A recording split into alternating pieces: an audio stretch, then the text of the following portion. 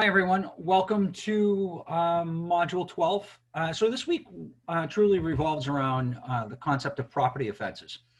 So as usual, you're going to be completing your case briefs this week. And I want to draw specific attention to the legal concepts for this week, which are larceny, which is the theft of taking something from a personal property from someone else. Aspiration is essentially the given element that's needed for larceny. It's the carrying away of property. Constitutional theft is the stealing of real property. And when we say real property, we typically mean a building or a piece of land.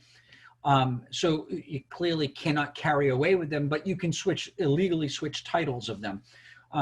During the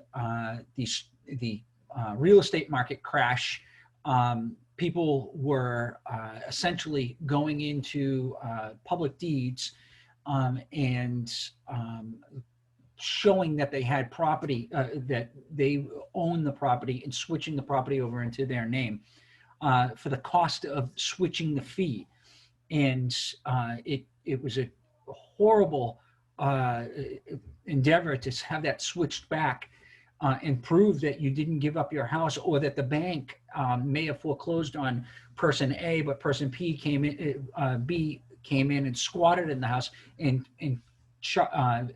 created that paperwork in the Registry of Deeds, and only had to pay the cost of the $25 for filing the change. Extortion is basically obtaining something through force. Typically, when we think of extortion, we think of like organized crime. It's usually through money.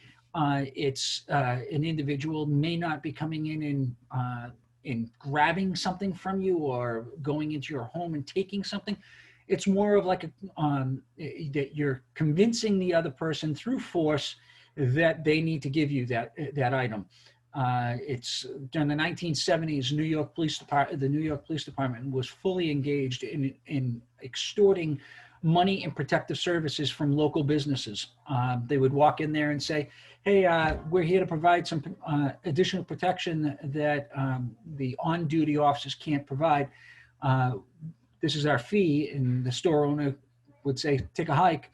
And then they'd leave, and then they'd send in two robbers and then follow back in and say, before you hit 911, do you regret not taking our offer? That's extortion. Then burglary is often confused with larceny. And the difference is that in burglary is that you're entering a dwelling without permission to commit a crime, typically to steal something, to take something away. So those are the highlights for this week.